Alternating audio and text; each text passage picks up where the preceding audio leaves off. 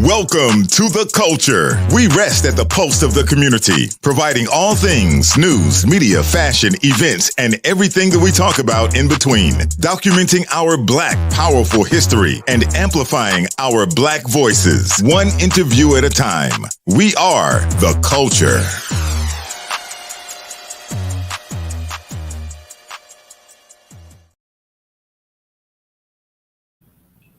Hi, and welcome to season 7 of The Culture. God is good. We are here today in studio. Welcome, welcome, welcome. I have 2 wonderful guests today, and we're going to get all into today's look at mental health, supporting our Black therapists, and where we are as just Black people as far as our mental health is concerned. So join me in welcoming to the show today, Delphine. Tell me your last name again? Gervais. I looked at you and for some reason it just popped out of my head. I know your last name. Yes. And Belinda Gordon-Battle.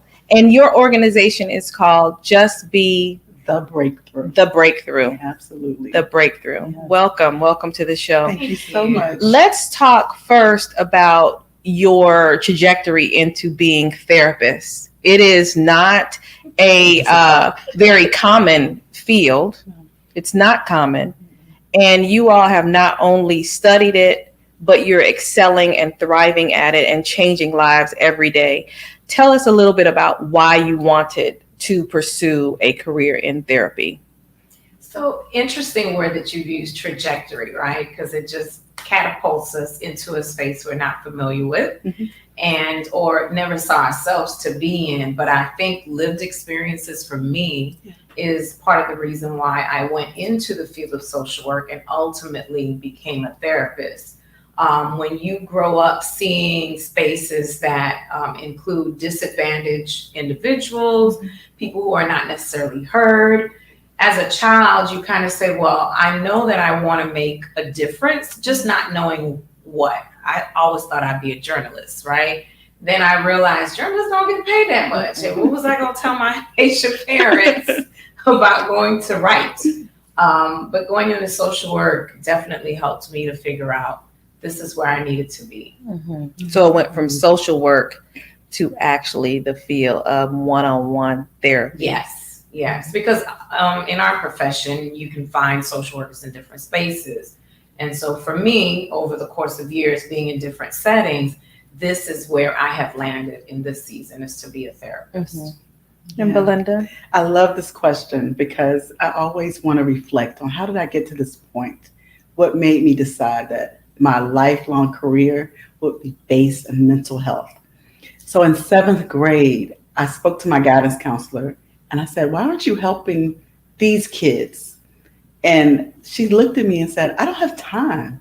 I'm a guidance counselor. They need a therapist. In the 7th grade, I said to myself, well, what is a therapist? What does that mean? And I realized in my community in rural Virginia, there was no mental health services. There was not a psychologist. There was not a therapist. There was barely a social worker.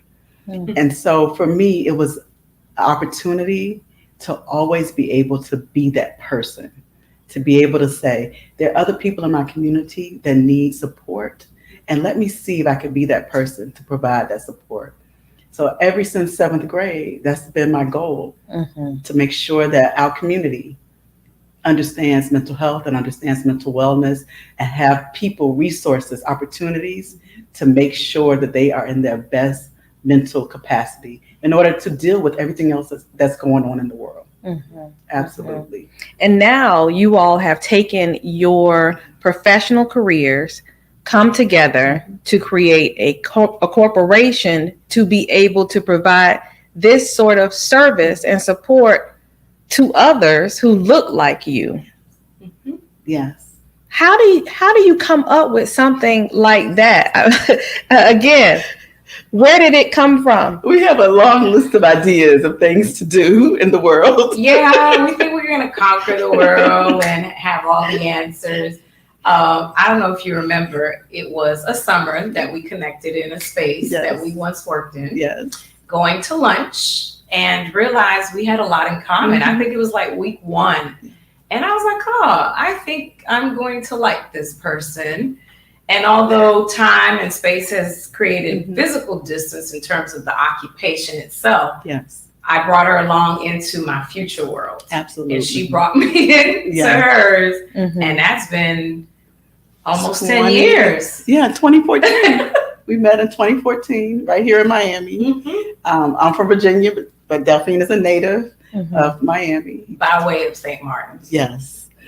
She has to say that because that's important. It's part of the culture, is understanding where you're from. And so we connected on a lot of different aspects, but mainly we wanted to make sure that our people understood that mental health is important and that it's ingrained in everything that we do, from your home to your church to your community. It's a part of your life. So how do we bring that to the forefront? And we decided to come together and build this company called Just Be the Breakthrough Incorporated. It's a nonprofit.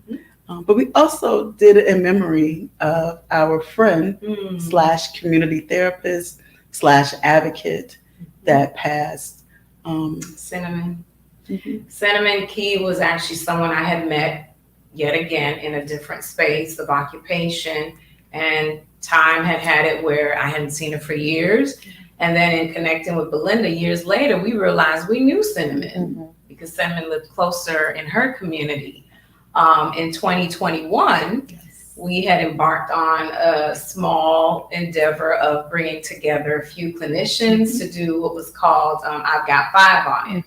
And it was a video during the pandemic where we had colleagues just each come together and give 5 tips, simple, on what it would be like to just kind of ground ourselves. And Cinnamon was supposed to be one of our colleagues up until the very last few weeks of planning. And unfortunately, she passed suddenly. And I remember it was a Sunday. Belinda and I were like, well, she's not feeling well. Let's go ahead and try to see what we can get to her. And unfortunately, nothing on our part was successful. But I think Belinda and I, in the grief and loss of our colleague, who touched so many different people, we realized that, similar to what Mr. Rogers says when he says to look for the helpers, right? But we're taking it a step further. Who is here to help the helpers? Yeah. I think the world has a funny way of talking about what your destined and your mission is, and it is hashtag your strong friend. It's just the friend. Who is that friend? And actually, Steve Harvey was talking about that and saying, and I'm going to just summarize it. Pretty much, if you're the one that everybody is leaning on, you need to find a different group of friends. Because you cannot be that for everyone and not have it for yourself. So I applaud you all with coming up with the mission and the purpose for your company. And look at how Cinnamon's interaction spawns such a beautiful organization that you have. And then now this is your second annual event. Full transparency, Hip Rockstar was a sponsor for their first event, which is our parent company. And then this year, the Culture is your media partner. And prior to formally coming on, we supported 5 on it as well, but we weren't formally engaged. So now we're happy to be formally engaged, being your media partner. Tell everyone what your event tomorrow will consist of. Absolutely. But before we talk about the event, I have to let you know, Delphine, that this platform, the Culture and Hip Rockstar, continuously support efforts to make sure mental health is at the forefront. And so we appreciate everything that you've done to pour into our work and to make sure that we can continue to share our work with the community. It means so much. Oftentimes people say, well, I want to, but they actually don't. But here, we know when you say, oh, I'm going to do that it's going to be done and it's going to touch someone. So thank you so much for that. Absolutely. And what Belinda is failing to mention, she's actually plugging her show, Mental Health for the Culture, which airs every Monday at noon. So Thank you, Belinda, for being our resident therapist for the culture at large and being available to answer people's questions. I love it when they're dropping these questions in the comment section. And we'll continue to do that. We will. Absolutely. We will. Absolutely. So for the second annual, which is tomorrow at So it's going to be held at the West Elm. West Elm South Beach. On South Beach, yes. Cross that bridge. Come live the whole beach vibe. I love West Elm. I do too. Yeah. It is such a vibe. It is. It absolutely really is. And I love that they decided to partner with us. Yes. That's a very unique opportunity. It is. And that they came to us and said, oh, we want to be a part of this. Mm-hmm. And so we are definitely taking this as an honor to be a part of the West Elm community. It's a testament to what you're doing. Mm-hmm. They would not have sought you out had you not been a trailblazer. I've never heard of anything like this before. It's their first time from what I understand. Mm-hmm. And so there's Nadine. Go by West Elm and talk to Nadine, or go by and talk to Deidre. Mm-hmm. And they are open to having a conversation about why we are merging these two companies, just to be the breakthrough in West Elm, South Beach. Mm-hmm. That's a conversation that needs to be had because they know the importance of mental health, just like the culture does, just like Hip Rockstar does. Mm-hmm. And also our beverage sponsor, Gosling Rum and Ginger Beer, which they also have said, oh, we want to be a part of this. So they're coming in and making sure that our colleagues are Feel having refreshed. a curated experience and being taken care of in that space. So we are excited about tomorrow. We start at 10. We're not going to share everything that we're doing. Right. Because it's a curated experience just for mental health professionals. But please make sure you pick up a ticket, come in. And it's a very nice opportunity to be with colleagues. Especially in a time where most of us are remote or we're just in different parts of 2 or 3 counties sometimes. People are excited to reconnect. I know last year it was around just, I haven't seen you since the pandemic. And now since we've been outside, it's not like, people haven't been brunching and lunching, but it's who you're doing it with in the company of other great colleagues in this field, colleagues that look like us. Because most times we're in spaces where, like when Belinda and I connected, it was just us two, legit. And so like, like 2 girls on the playground. She looks like me. I look like her. We need to be friends. That's how it is in our world sometimes in the line of work that we're in. And I know for me, had it not been for colleagues like Belinda and others, even throughout the pandemic, on WhatsApp, on text messaging, remaining connected, but to be in person, breathing the same air, drinking the same drinks. Because, we have to have our champagne and enjoy ourselves. Yes. That's part of the process. So that's one thing that you will experience at the BIPOC brunch. And the brunch is for mental health professionals only. You cannot. BIPOC. Well, let's I'm glad that you said that. Let's talk about BIPOC because it is an entire month. And let's explain the origin of the month and what the acronym actually means. Absolutely. The acronym BIPOC, Black and Indigenous People of Color. That's what the acronym means. And it means people that look like Delphine and look like me, that are willing to come into a room and just share an experience. And people who speak different languages, from different places of origin, different diasporas. Because when we hear the word either BIPOC or minority, I think we drill into either 1 or 2 cultures. But we're talking about Asian, Indians, Pacific Islanders, people of Caribbean heritage, African American, those of African heritage. That's what we mean when we say BIPOC. And coming together and having a conversation, nurturing each other, having some peer acknowledgement. Because sometimes in this field, you don't get acknowledged. You're working with clients directly and they're trying to take care of their own needs. So they don't have that opportunity to really acknowledge you. So this gives you a chance amongst your peers to be acknowledged. And then this month is BIPOC Mental Health Awareness Month. And it actually started with BB More Campbell. Yes, absolutely. Yeah. So this is what, mid 2000s? I think so. And it was around the present name as well. It's interchangeable, Minority Mental Health Month. Because this is still a field that we're still making inroads in terms of demystifying what it is to go and see a therapist, what it is to sit and tell someone your problems.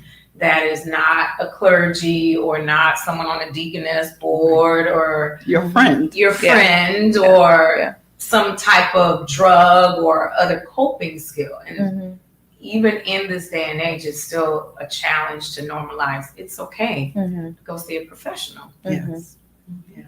So the month is there for us to make sure the community is aware. But Delphine and I wanted to just take a moment to make sure that we supported, celebrated, acknowledge BIPOC mental health professionals also. We still represent a very small minority in this field, considering that the people we serve that look like us are taking up a larger part of the client group. So imagine, I don't know the data, but if you could think 1% of us as professionals dealing with 99.9% of a client group. And the truth be told, before you walk in to see just anybody, you would want to see someone who may not have necessarily lived a similar life, but you can kind of assume there's an understanding of the lived experience. Absolutely. That we share some experiences before you even have to dig deep. You say, oh, we can relate. Right. You know, we watch the same shows. We understand the same culture. We eat the same food. We like the same music. We can relate to each other.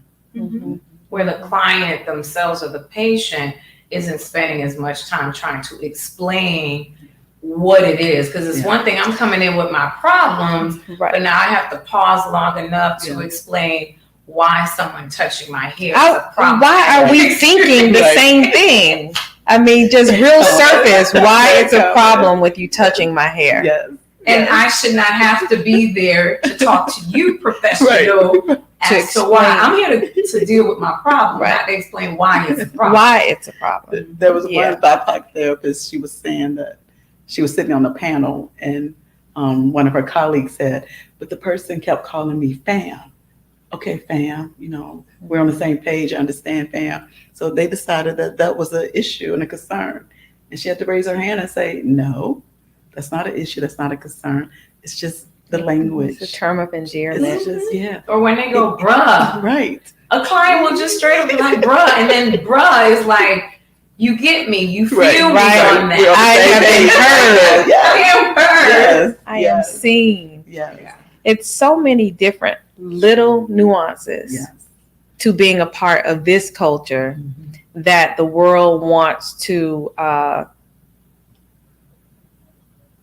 don't know if demonize is the best way to describe it because it's so harsh, but where I am today, that is what I feel. I feel as if the experiences, our life experience is demonized and it is ridiculed to a point where every little thing that we do is scrutinized, analyzed. And it's always interesting to me to hear someone else who doesn't look like me, how they rationalize what is going on within the Black culture. It is why we have to have support for our platform, why we have to support your event, your corporation, because we cannot be a bystander. No. We have to be vocal and supportive. Yes. So thank you for doing what you are doing. I think that it is needed.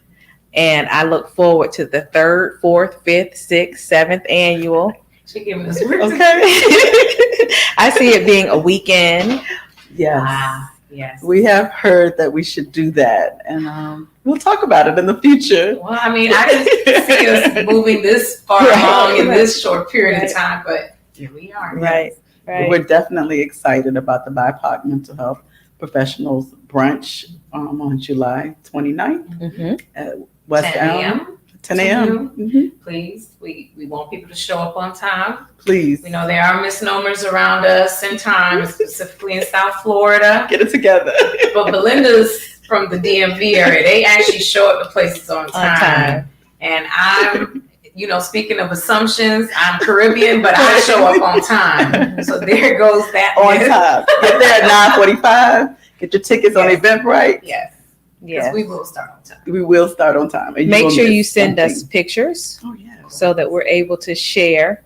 And the toast of champagne. Of course. I can hear the clinks now. We have to do that. Yes. Yeah, we're excited. Thank you so much. You should be. You should be. Stay encouraged. Thank you. And let us know if there's anything else that we can do to help support any initiatives that you may have. Because for some reason, I feel like annually, this is not the only thing that you're going to be doing moving forward.